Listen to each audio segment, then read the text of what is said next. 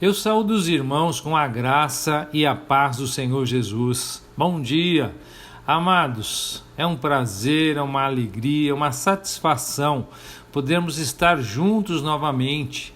Dessa vez para expor aos irmãos a terceira carta de João.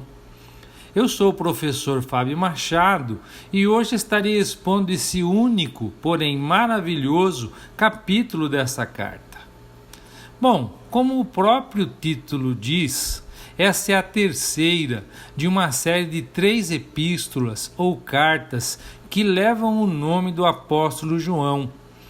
As duas últimas, 2ª e 3ª João, são as cartas mais curtas do Novo Testamento, contendo menos que 300 palavras gregas cada uma. Desse modo, cada carta poderia ser escrita em uma única folha de papiro. Com relação à autoria e à data, o autor é o apóstolo João, que identifica-se no verso 1 como presbítero, ancião ou velho, termo que expressa a idade avançada do apóstolo, a sua autoridade e a sua posição como testemunha ocular, principalmente durante o período da fundação do cristianismo, quando ele estava envolvido diretamente com o ministério de Jesus. A data precisa da carta não pode ser determinada, mas acredita-se que João tenha escrito ao mesmo tempo ou pouco depois da segunda carta, entre 90 a 95 depois de Cristo. Essa é a mais pessoal dentre as 3 cartas ou epístolas de João, destinada para um irmão e amigo querido e filho na fé. Gaio era um humilde membro da igreja, que em face da poderosa oposição de dentro da igreja, acolheu verdadeiros homens de Deus que vieram de fora e lhes deu hospitalidade. Ele provavelmente não pensou mais a respeito, mas ele se tornou um exemplo glorioso que ecoaria através dos tempos, sendo uma referência quando o assunto é acolhida e hospitalidade. Pois ele deu o equivalente a um copo de água fria em nome do Messias, como diz lá em Mateus capítulo 10, verso 42. João tinha um coração de pastor e sentia que Gaio precisava de incentivo. Havia um líder da igreja naquela região chamado Diótrefes, que era separatista e tentava manter o domínio da igreja para si.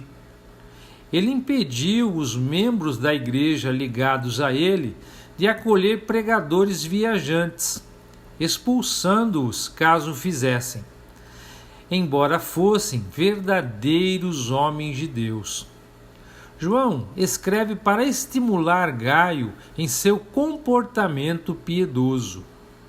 No verso 1 do capítulo 1, o presbítero ao amado Gaio, a quem eu amo por causa da verdade. O escritor chama a si mesmo novamente de o presbítero ou o ancião, como na segunda carta. Dá-se a impressão de que todos saberiam a quem se referia. Ele não era apenas um entre muitos anciãos, mas visto como único. Não há razão real para negar que é o apóstolo João, que, como sabemos pelo Evangelho, preferiu não divulgar seu nome.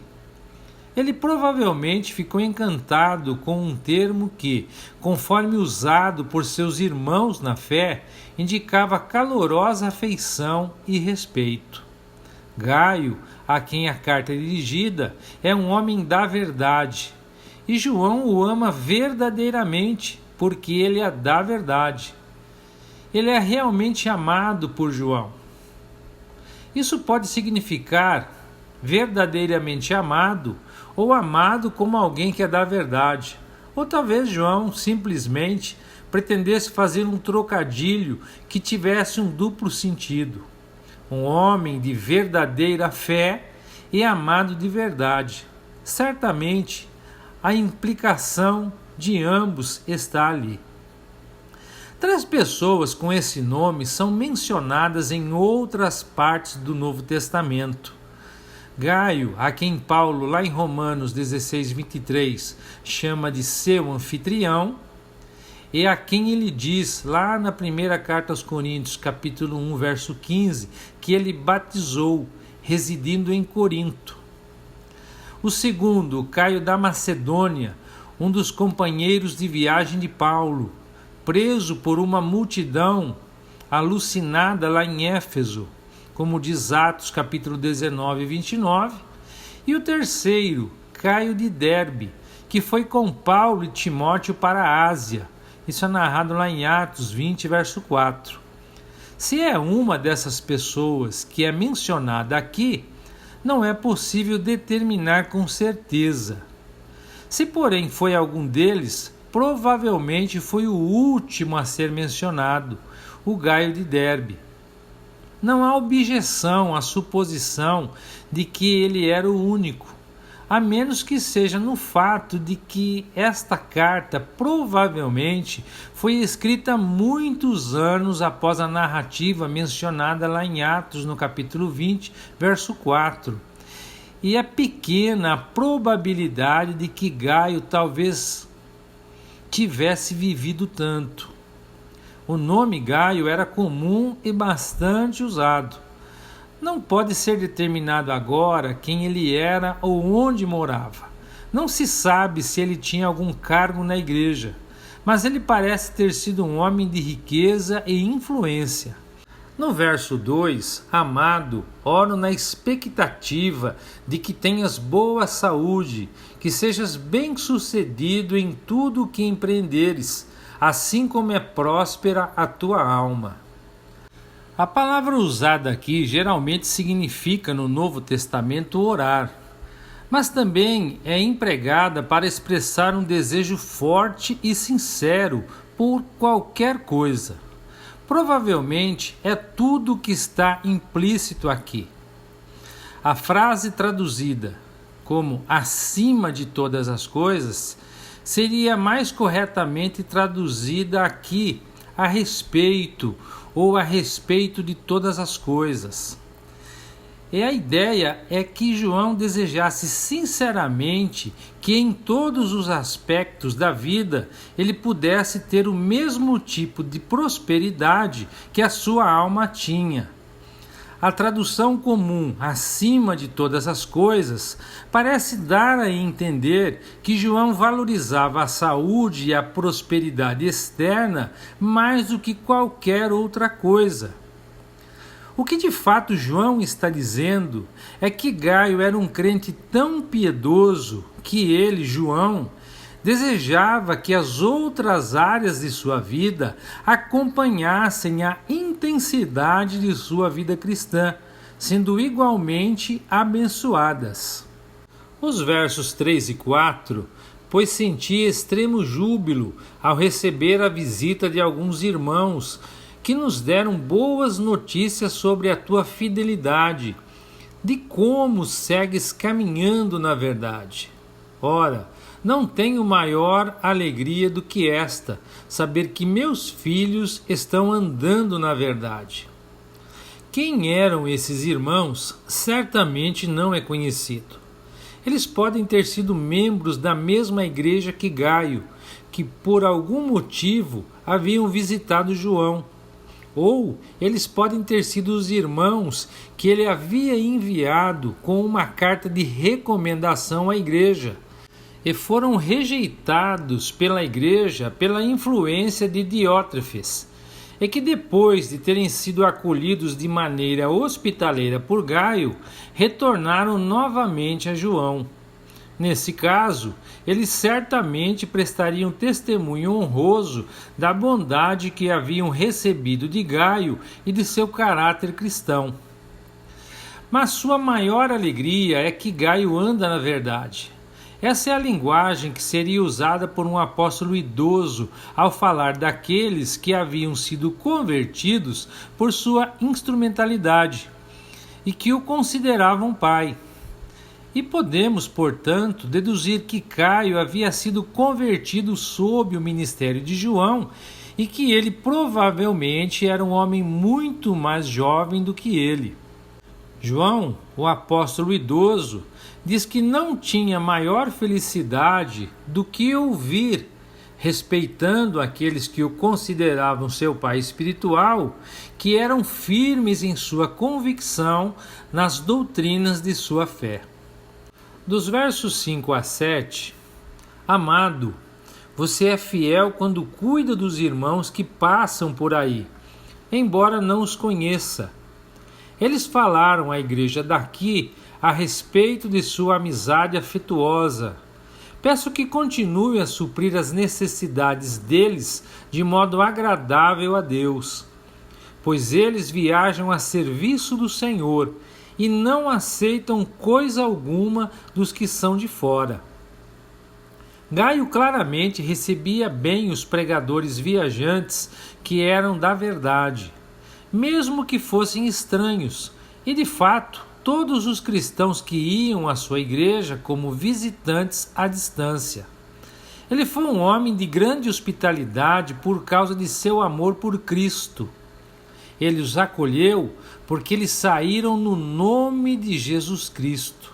E ele deveria ser elogiado por isso como um servo fiel de Jesus, pois ele o fez em nome de Jesus Cristo. Ele deu não apenas um copo de água fria, mas também deu em muita abundância. Os primeiros pregadores cristãos normalmente recebiam apoio material de outros crentes, ou, alternativamente, como Paulo, eles se sustentavam. Eles não solicitavam fundos dos descrentes, eles confiavam em Deus e no povo de Deus. Em algumas traduções é usado o termo gentios, e esse termo era um termo geral para descrentes. Mas os cristãos não eram mais gentios, eles eram da verdadeira fé, eles eram os filhos de Abraão e o Israel de Deus. O testemunho de Gaio era de que ele era totalmente e absolutamente confiável e pleno em mostrar a Deus quão fiel ele era porque ele o amava. E isso foi especialmente revelado em sua atitude em relação à hospitalidade para com aqueles que pregavam a verdade, que vinham de longe, em uma época em que muitos dos que estavam em seu grupo de igreja se opunham a isso, e suas ações seriam reprovadas. Ele buscou o favor de Deus e não o favor dos homens. A questão dos irmãos e dos estranhos ou desconhecidos pode indicar dois grupos de pessoas, mostrando que Gaio não os discriminou, mas pode muito bem significar as mesmas pessoas. Eles eram verdadeiros homens de Deus, mas eles vinham de fora da região e, portanto, eram olhados com suspeita por muitos. Eles eram estrangeiros. No entanto, eles deveriam ter sido recebidos com o amor de Cristo, e o foram, por Gaio, que deu testemunho do seu amor perante a igreja.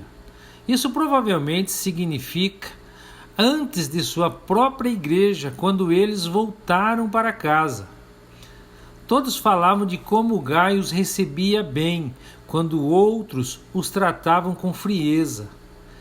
Embora quando tiveram a sua oportunidade, eles sem dúvida falaram bem de Gaio diante de sua própria igreja. Ele foi bem falado em todos os lugares. No verso 8, portanto, devemos acolher os tais, para que sejamos cooperadores da verdade. Era certo que esses pregadores viajantes deveriam ser bem recebidos e receber hospitalidade, por causa de Deus, quem eles eram. E assim, Gaio teve uma parte em seu ministério. Ele era seu companheiro de trabalho na verdade. Todos podem não ser capazes de pregar, mas todos podem ter uma parte no ministério de tais pessoas por seu apoio contínuo. a exemplo da viúva pobre, que deu muito pouco, mas que foi especialmente honrada por Deus, pois ela deu tudo o que tinha. Nos versos 9 e 10, escrevi um pouco para a igreja, mas Diótrefes, que adora ter a preeminência entre eles, não nos recebe. Portanto, se eu for, trarei as lembranças às obras que ele faz, tagarelando contra nós com palavras perversas. E não satisfeito com isso, nem ele mesmo recebe os irmãos, e ele proíbe aqueles que querem e os expulsa da igreja. As coisas não iam tão bem quanto poderiam na igreja de Gaio. É claro que Diótrefes, que era um líder de igreja proeminente, adorava ser visto como importante, honrado e festejado, e isso provavelmente contribuiu para que ele não quisesse que estranhos viessem e assumissem o ministério, roubando um pouco de sua glória. Ele não queria nenhuma interferência em sua igreja, mesmo do apóstolo João, e criticava todos os que vinham de fora. É provável que não nos receba se refira à falta de acolhimento da carta que João lhe enviou. E a maior parte da igreja em que ele ministrou parece ter ficado do lado dele. Esse é o perigo quando um homem se torna proeminente. Receber honra é sempre uma coisa perigosa para um homem que deseja agradar a Deus, pois ele logo começa a se ver como importante, e então a sua utilidade diminui. Não há aqui nenhuma sugestão de falso ensino. Diótrefes parece ter ensinado a verdade. Pode até mesmo ter sido em parte porque ele tinha medo de falsos mestres que ele teve esse comportamento, se comportou dessa maneira. Mas isso significava que ele havia separado sua igreja do restante da igreja mundial. Ele era claramente um personagem forte e capaz, e carregava homens junto com ele. Que ele ainda não foi totalmente bem-sucedido é evidenciado pelo comportamento de Gaio. Alguns ainda estavam dispostos a enfrentá-lo. A igreja seria dividida em grupos menores, como era necessário naquela época, pois nem todos podiam se reunir centralmente. Então, a influência de Diótrefes pode ter afetado apenas a seção que ele ministrava, e não toda a igreja, mas ele era claramente influente. Mas a acusação de João contra ele também é que ele não apenas recusou hospitalidade a pregadores viajantes da verdade, incluindo estranhos, mas proibiu sua igreja de oferecê-la. Todos os pregadores viajantes deveriam ser rejeitados. Na verdade, se não fosse por Gaio, os verdadeiros homens de Deus não teriam para onde ir. É possível que Diótrefes tenha tornado a disciplina na igreja tão rígida que realmente expulsou membros da igreja por desobediência. Deve-se notar, entretanto, que João está confiante de que quando visitar a igreja, ele e a sua autoridade serão bem-vindos. Ele provavelmente apenas menciona isso para encorajar Gaio e dar-lhe a esperança na resolução de uma situação miserável. A igreja não estava totalmente perdida para Cristo. Ele achava que o problema poderia ser resolvido com uma rígida disciplina. No verso 11, amado, não imites o que é mal, mas o que é bom. Quem faz o bem é de Deus. Quem pratica o mal não tem visto a Deus. Enquanto isso, Gaio deve continuar no bem. Como todos os verdadeiros cristãos, ele deve seguir o exemplo de Cristo, imitando o que é bom e não o que é mal. Porque ser cristão e fazer o bem andam juntos. Aqueles que fazem o bem são de Deus, mas aqueles que praticam o mal não viram a Deus. Eles não podem, pois Deus é luz, e se eles o tivessem visto, teriam se arrependido. João é bastante claro: você conhecerá os homens por seus frutos. Ele nada sabia sobre uma salvação que não produzisse frutos. No verso 12, ele vai falar: Demétrio tem o testemunho de tudo e da própria verdade. Sim, nós também testemunhamos, e você sabe que o nosso testemunho é verdadeiro. Demétrio pode ter sido outro líder da igreja, ou mais provavelmente um pregador visitante, um representante de João. E ele também pode ter sido o portador da carta. Ele também é um homem que adorna a verdade, testemunhada por todos. Ele deve ser bem-vindo. Até mesmo João dá testemunho de sua piedade. E Gaio pode saber que seu testemunho é confiável. Assim, ele deveria saber que pode confiar totalmente em Demétrio. Sua vinda daria conforto a Gaio em um momento difícil. João é muito prático e também muito espiritual.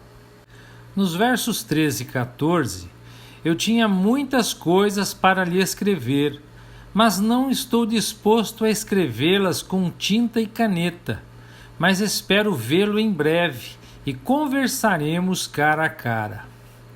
Vimos a mesma ideia na segunda carta, no capítulo 1, no verso 12. João preferia o contato cara a cara. Ele provavelmente achava que cartas longas eram impessoais demais. Possivelmente, as duas cartas foram escritas na mesma época e foram com Demétrio para a mesma região. Esta carta fecha como a segunda, com uma declaração de que ele tinha muitas coisas a dizer, mas que preferia falar pessoalmente em vez de colocá-las no papiro. Talvez houvesse algumas coisas que ele queria dizer que não gostaria de ter exposto à possibilidade de ser visto pelos olhos de outras pessoas. No verso 15, ele conclui: a paz seja com você. Seus amigos daqui mandam lembranças. Por favor, envie minhas saudações pessoais a cada um dos amigos daí. Nossos amigos te saúdam, ou seja, seus amigos e os meus. Parece preferir se referir a amigos particulares de João e de Gaio do que a cristãos como tais. Eles tinham, sem dúvida, seus amigos pessoais mais calorosos nos dois lugares. Cumprimente os amigos pelo nome, ou seja, cada um individualmente. Ele se lembrava deles como indivíduos, mas não considerava apropriado especificá-los. E assim, amados, concluímos a exposição de hoje. E eu gostaria de deixar para a meditação dos irmãos o verso 4, que diz assim: Ora, não tenho alegria maior do que esta, saber que meus filhos estão andando na verdade. De todos os ministros do Evangelho, seu maior conforto é encontrado no fato de que aqueles a quem ministram, ainda sob seus cuidados ou afastados deles, perseveram com dedicação em um firme apego às verdadeiras doutrinas de sua fé e vivem de acordo com ela, e que todos os pais cristãos que amam e respeitam seus próprios filhos. A maior alegria que um pai cristão pode ter é saber que seus filhos, em casa ou muito longe dela, obedecem e seguem as verdades da doutrina cristã e vivem de acordo com os requisitos do Evangelho de Jesus. Se um filho desejasse conferir a maior felicidade possível aos seus pais quando estivesse junto com eles, seria se tornar um cristão decidido. Se quando estivesse longe, em terras estrangeiras ou em sua própria casa ou cidade, desejasse transmitir sabedoria àqueles que mais se emocionariam e encheriam seus corações de alegria, seria anunciar a eles que havia dado seu coração a Deus. Não há alegria em uma família como essa, quando os filhos são convertidos. Não há notícias vindas do exterior que difundam tanta felicidade através do círculo doméstico, da família, quanto a sabedoria de que um filho é verdadeiramente convertido ao Salvador. Não há nada que daria mais paz ao travesseiro moribundo dos pais cristãos do que ser capaz de deixar o mundo com a certeza de que seus filhos sempre andarão na verdade. Que o Eterno os abençoe e até a próxima, se Deus quiser.